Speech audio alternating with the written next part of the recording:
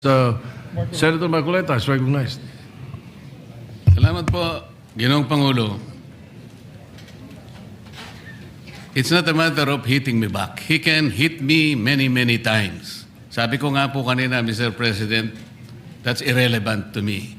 It's no longer important to me. Kahit ano pa pong paninira ang sabihin ni Senador Lacson sa akin, wala pong kaso sa akin yon. Ang taong bayan, alam na po nila kung ano ang totoo. Sila po ang arbiter. Silang magsasabi kung totoo lahat po ang pinag-uusapan natin dito. At kung ano ang sinabi laban sa akin. Ang gusto ko lang pong linawin, Mr. President, kung talagang pinaninindigan ni Senator Lacson yung patakaran na kanyang huling sinabi at binigyan ng emphasis kung saan ang mga ebidensya pupuntahan natin. Napakarami ko pong sinabi kahapon do sa aking privilege speech. Inisa-isa ko yung dapat napuntahan natin.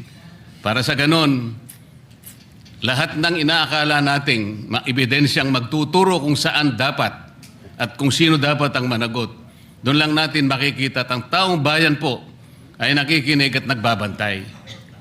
So, gusto ko pong malaman, Sir President, kung totoo po lahat ang kanyang paninindigan na pupuntahan natin ang lahat ng ebidensyang maaari nating makuhanan, pwede po bang revisyuhin niya yung aking privilege speech? Nandun po lahat, inisa-isa ko.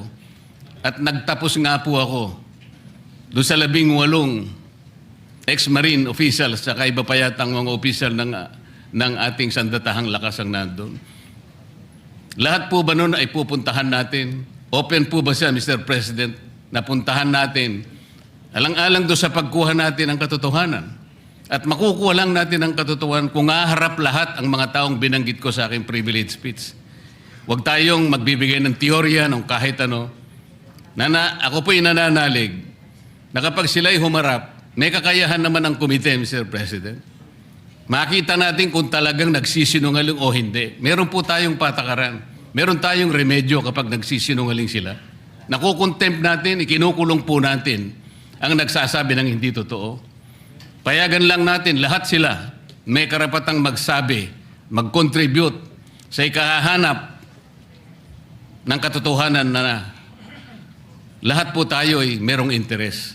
Yun lang pong gusto ko malaman, Mr. President, kung si Senador Lacson po ay tapat sa kanyang paninindigan. Dapat sana lahat po ng aking sinabi, hindi naman po makakasama, makakatulong po sa ating lahat para makagawa tayo ng isang ulat. Sapagkat ngayon, kagaya po ng kanyang inamin, ang tagal na po nung sinirculate na ulat na sa online. At sabi niya, isa pa lang po ang pumirma. So, pwede po bang malaman sa ating kasama, Senador Lacson, lahat po ba nung aking binanggit sa aking privilege speech ay tutunguhan natin sapagkat potential po na panggagalingan ng maraming ebidensya? Para tapusin na po natin ito.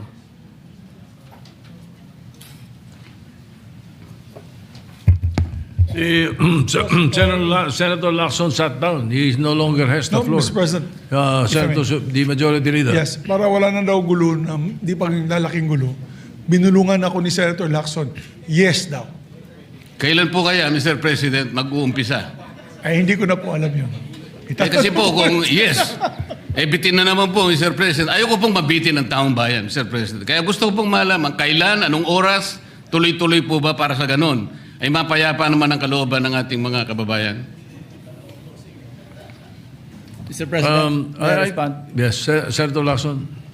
Isa lang po pakusi ko, baka pwedeng pirmahan niyo muna yung partial committee report. Seryoso po ba kayo?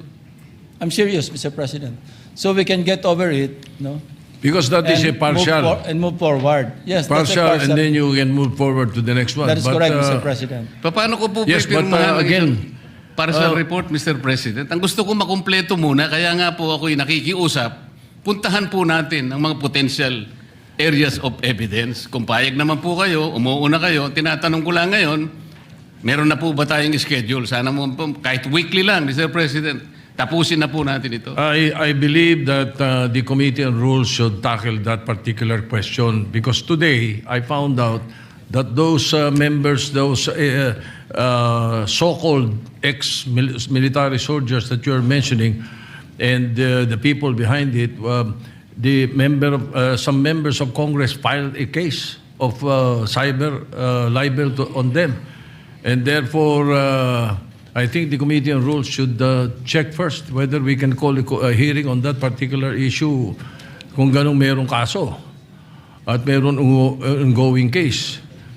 So I suggest that your question and the privilege speech and the ensuing debates thereafter be referred to the Committee on Rules. I would like to entertain a motion to that effect, Mr. Majority Leader. I don't think we can answer the question of Senator Marcoleta now because of that particular issue. Yes, Mr. President. Dahil po ba, Mr. President, merong nagsampa ng demanda doon sa mga taong inakala nating makakatulong sa atin? Magiging sagwil na yon para hindi natin sila tawagin. So, ibig sabihin pwede palang i-demanda na lang at ang gustong magkukusa na pumunta rito, tapos na tayo. I cannot answer your question. That's the reason I'm saying that we should ask the Committee on Rules to rule on that. You can be right, you can be wrong. But I do not want to answer you and tell you that you are right and that we can do that. It's better that we have the Committee on Rules decide. You are a member of the Rules Committee. Why don't you take it up? That is the best thing to do. And not belabor the issue. Majority Leader. Mr. President, I'm not belaboring the issue kasi po sumagot na si Senator Lacson. May pagpayag na po. So wala na pong problema doon. Ang pinag-uusapan na lang para malinawan, schedule na lang po hinihingi ko. Yes. He has not given the schedule yet. And he might even think of checking with the Rules Committee first on whether we can do that right away or not. Salamat po, Ginoong Pangulo. Majority Leader. Thank you, Mr. President. The good Minority Floor Leader would just also want to weigh in. The Minority Leader, Senator Alan Cayetano, Mr. recognized. President, good afternoon. Sir President, obviously po, iba ang point of view ng dalawa nating kasamahan. Pareho nating ginagalang. Let me appreciate the passion of both of them to get to the bottom of the biggest scandal, at least monetarily,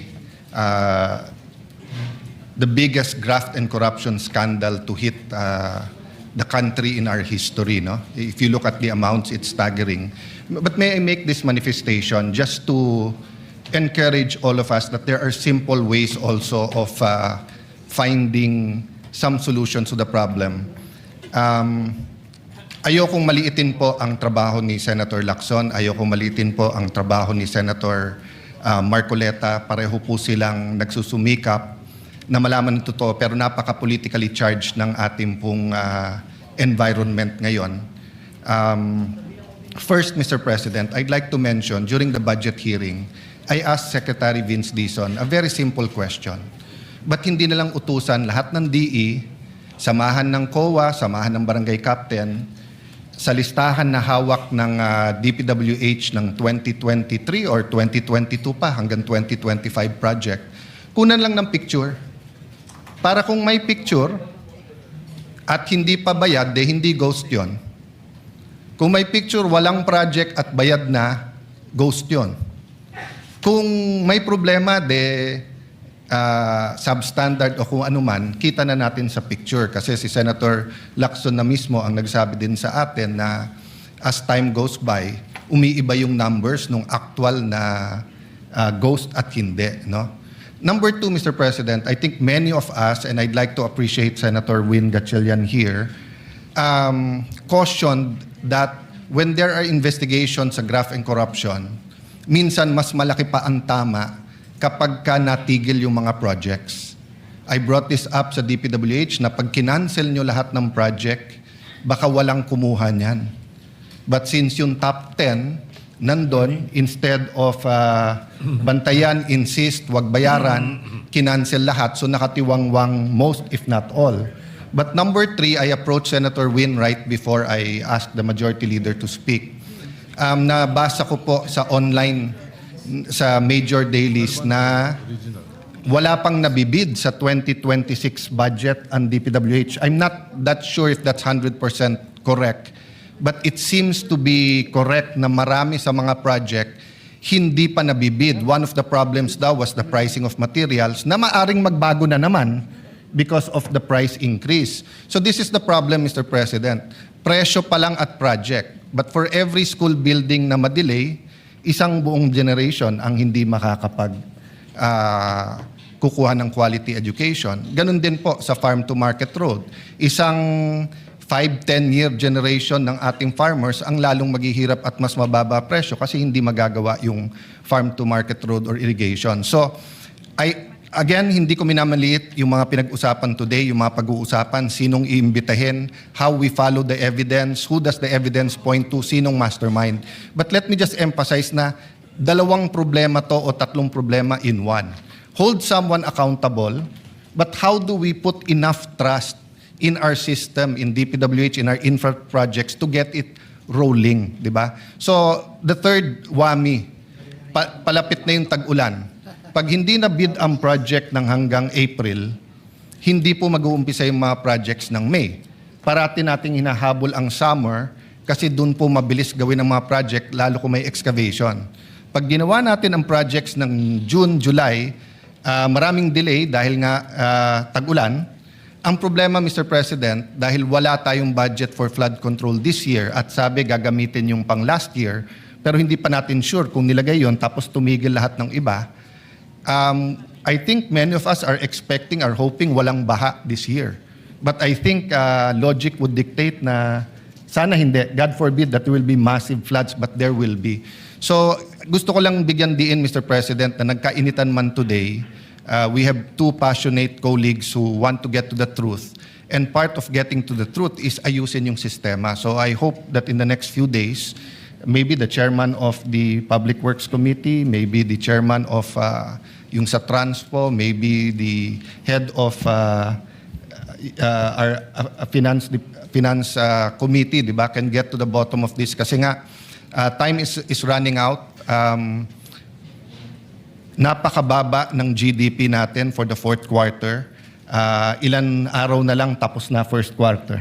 Tapos nangyari pa yung sa Middle East. So as we pray for the US, for Iran, for the whole Middle East, for Israel, as we pray for peace, as we pray for our OFWs, we have to act at ayusin natin ang problema sa infrastructure. So make me just emphasize that, Mr. President, na habang hindi natin natatapos tong investigasyon, ang problema, ang naging casualty din na hindi kasalanan ng kusino man dito sa kwartong ito, pero naging unintended consequence yung delay sa pagbibid at pag-aayos ng sistema. Thank you for this opportunity, Mr. President.